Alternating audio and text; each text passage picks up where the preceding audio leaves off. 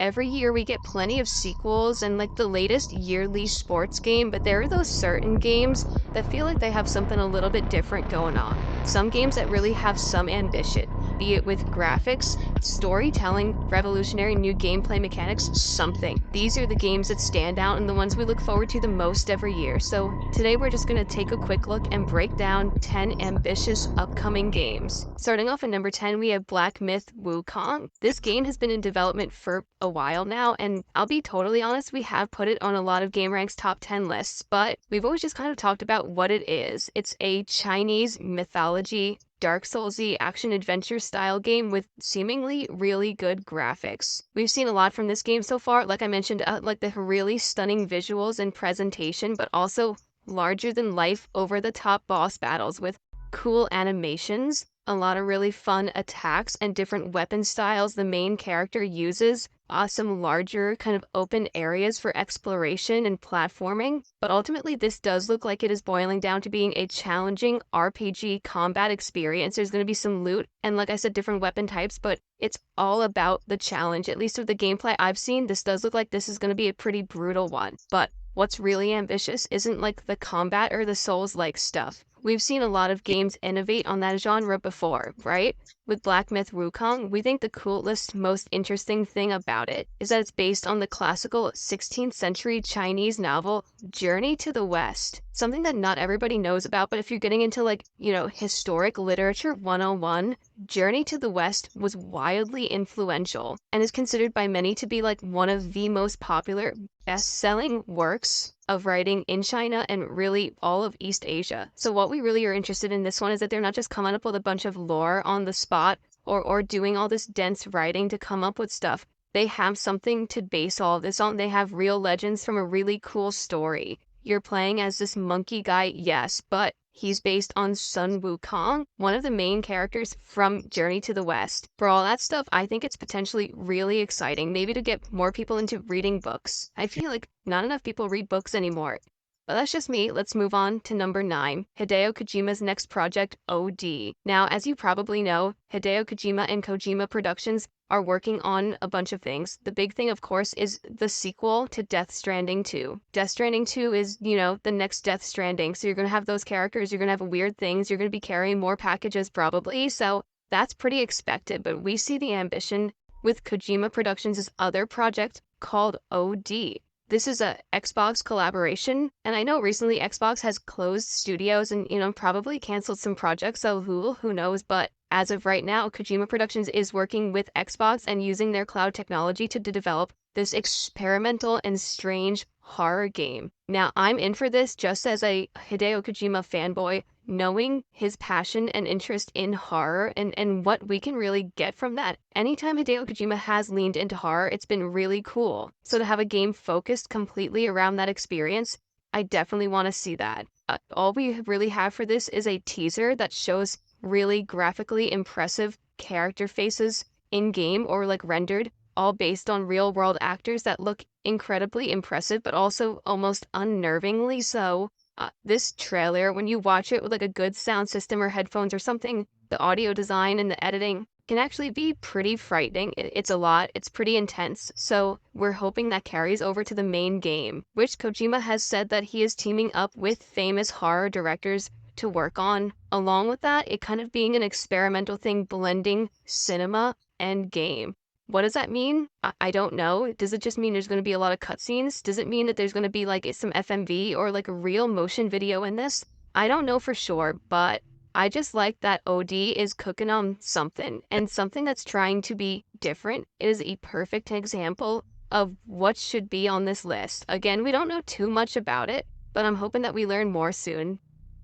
Next, over at number 8, we have the Star Wars Knights of the Old Republic remake. Now, this one, you might not think it's that ambitious, right? It's honestly pretty safe. It's a remake of a beloved classic Star Wars RPG from BioWare, so it seems like a home run, right? Well, I think for some Star Wars fans that really pay attention, this is more ambitious than you might first think. But first, just history lesson.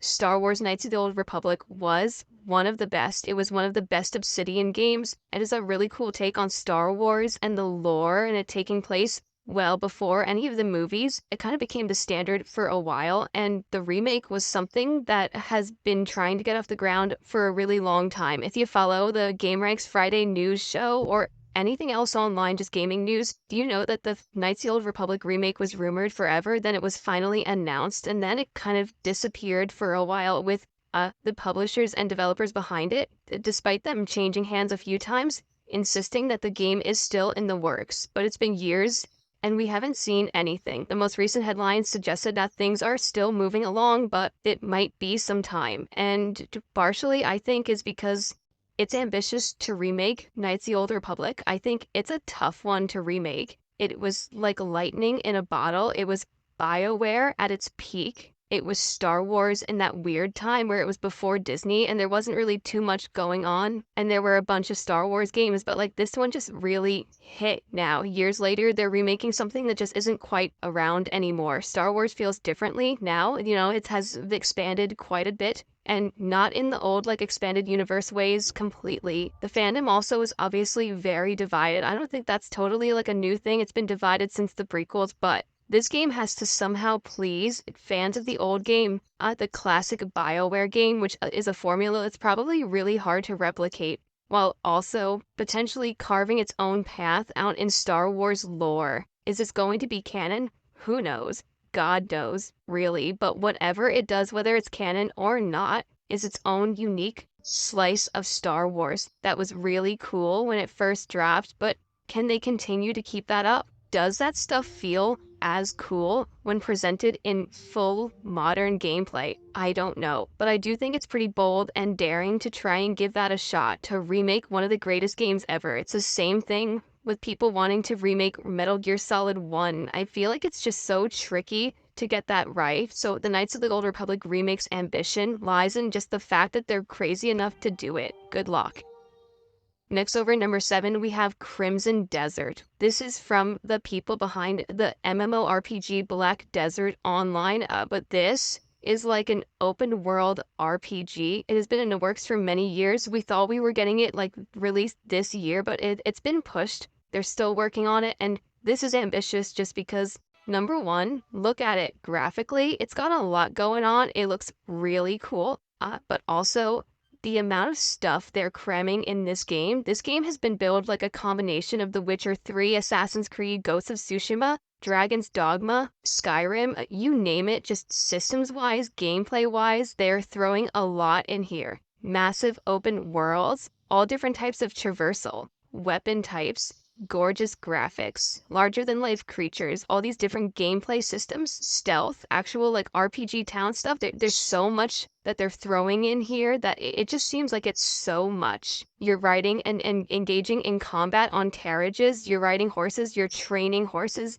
you're fighting against multiple giant enemies at once, mechanized enemies and technology, and the combat itself also just looks really, really intense and detailed. There's just a lot here. That's all I'm trying to emphasize. The last big gameplay trailer we got was from Gamescom 2023, and it just showed that there was a lot with this one. They are incredibly ambitious, essentially like cramming in so many systems, like a bunch of stuff that would keep you busy for hours and hours and hours in an MMO, but in something just more like a big open world action RPG. We're really hoping this one turns out awesome because on paper and like everything that they're going for, it seems really awesome.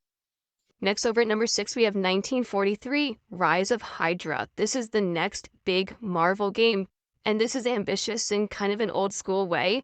When they revealed the first look at this game, showcasing the NVIDIA graphics and how this was all in engine, it almost feels like an old school game reveal where it's just crazy budget, big action adventure stuff, wild set pieces and cutscenes, and you just don't see tons of these anymore. Like, is it getting unsustainable to make these big crazy things? I don't know, but they're trying with this one. They got Marvel money, and with it being so bombastic and gorgeous and cinematic and adventurous, Amy Hennig is behind the wheel.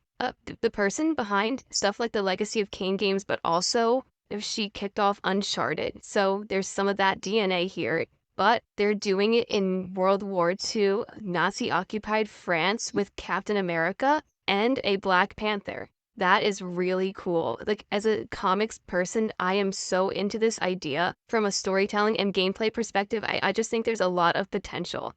The trailer that we saw even teased like a little showdown between this Black Panther, which is T'Challa's grandfather, and Steve Rogers' Captain America. There's also apparently other Wakandan spies. There's probably Shield and Hydra spy stuff going on here. I'm just really excited to see how they take on the Marvel universe. Less of an MCU thing and more of like a Brubaker comic type thing. But that's where the ambition really lies for us here, is like when you just like write down the bullet points. It's like, okay, World War II, Nazi occupied France, Black Panther and Captain America running around, big cinematic action. I don't know, that just sounds to me like a crazy fever dream, and I'm all for it. I don't know when we're actually going to see this thing. And also, it almost looks too good to be true. Graphically, I see this stuff, and I still, maybe it's from like the early 2000s, seeing those gameplay trailers that just were total BS. I see this and I go, yeah, okay, we'll see. But if it looks anywhere near as good as this, and it nails those ideas like those bullet points I mentioned, this could be awesome.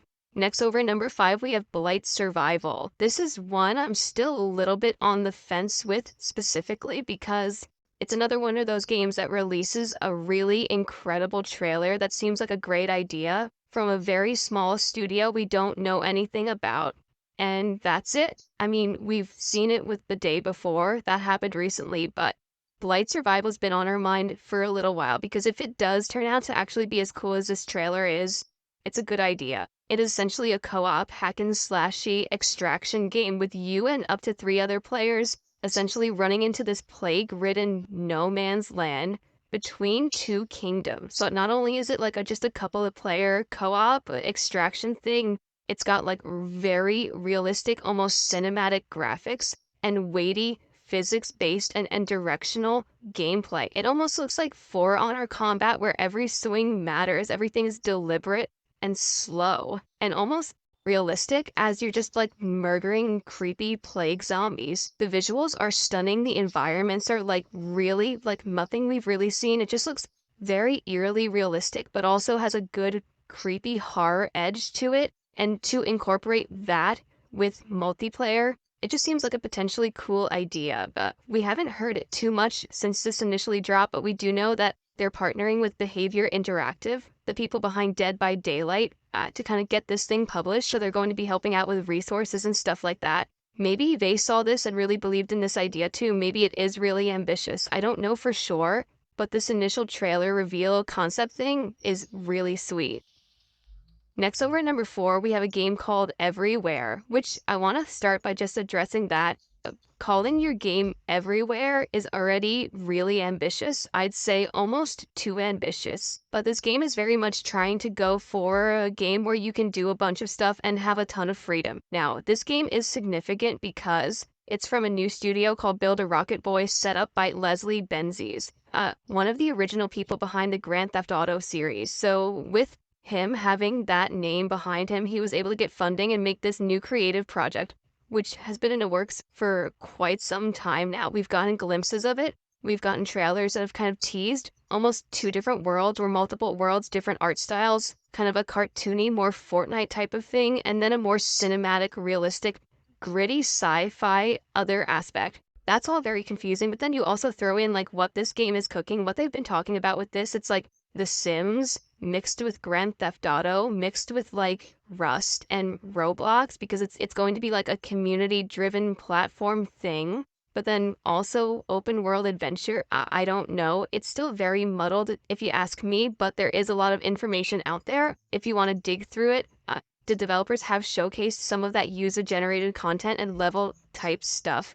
I really don't know what to make of it, but even if you don't really know what it is or you don't really understand it, you can appreciate the ambitions, because like I said, it's a lot of different genres they're trying to cook up here and come up with some kind of weird platform thing. If you ask me, I think players are starting to grow tired of this stuff at this point. We have our Minecrafts, our Robloxes, our Fortnites, our, even like Destiny or Warframe, the things that are keeping you busy, right? So for Everywhere to really break through this type of crowded genre and find their own player base, it's going to take a lot of work, but maybe it'll catch on. I don't know. It's still probably a while before they release this thing, but keep it on your radar. Next, over at number 3, we have Judas, the next game from Ken Levine, the creator of BioShock and BioShock Infinite. With Judas, he's changing gears with a bit of a smaller team and going for kind of like a BioShock in space, but centered around kind of procedural storytelling where the game reacts to like the choices you make, and you essentially having 3 artificial intelligence characters or hologram characters to deal with throughout the game, and the more who you choose to side with, the game will react and change accordingly. So not only from a story standpoint, but also from like a gameplay standpoint. That stuff sounds really cool. A lot of really cool ideas on paper, and developers have tried many times in the past to make games that really react to what you're doing to, different degrees of success. But those types of concepts in a kind of BioShocky game where you're running around on a space station, you're shooting monsters with cool guns, you're also zapping them with hand powers and hacking and doing all that types of stuff. I do think it's potentially a good idea. There's still not a ton of information out there on this one. There are a couple of previews out there. One, of course, by yours truly. I did with the Friends Per Second podcast I do. But even still, it's still in the works and we need to see more. But with Ken Levine at the helm, you gotta give him credit for always trying ideas. Those ideas may not always land with everybody, but at least he's trying something different. BioShock was weird, quirky, and unique. BioShock Infinite was weird and quirky and unique, and Judas is looking to be the same. Now down at number 2, we have Kingdom Come Deliverance 2. Now this one is getting by on ambitious, sort of because of the game that came before it. This is really the only sequel on this list, but it's ambitious just because it's expanding upon what they did with the first game, which the first game at launch, for all its flaws, was really dedicated to a hardcore RPG experience set in a historically accurate and realistic medieval Bohemia. So they're continuing that here with a bigger world, way more detail, way more to do, more customization, and the continuation of Henry's story. So with more budget, they can allow more customization, more detailed NPCs, bigger towns and cities, actually living your life, more realistic survival elements, building on what the first game had. And that's all we really know because it was just recently announced. It is coming this year, but we haven't gotten too much information about it. But even just glancing over like the bullet points for the Steam page and stuff, it does sound like they're just doing more, bigger and better, and the first game was really ambitious, so we're excited to see them really tap that potential this time around. Now down at number 1, we have Light No Fire. This game is ambitious because it is being dubbed the first truly open world game. We're exploring a full, actual world, persistently online, I guess, with other people. Now, this comes from the people behind No Man's Sky, developer Hello Games, which No Man's Sky had a lot of ambition and big words at launch, but it released and, it wasn't really that. It was a much simpler game that eventually became incredibly awesome. They put their money where their mouth was and they continuously updated that game, and now No Man's Sky is absolutely incredible and met the potential of what it initially was. Even though, people were kind of sold a bill of goods at first that wasn't that, at least now there's a happy ending. So with Light No Fire, they're going bigger and crazier with more fantastical elements, this massive world with a bunch of different biomes and more online play, and we're really excited to see how that goes. We know they've been working on this for a while, and we're hoping that it can meet those lofty ideas. As vague as they still are at this point, we don't know everything about it, but hopefully they've learned a lot from No Man's Sky, which did turn out to be incredible. So if this is anything as cool as No Man's Sky, I am definitely interested.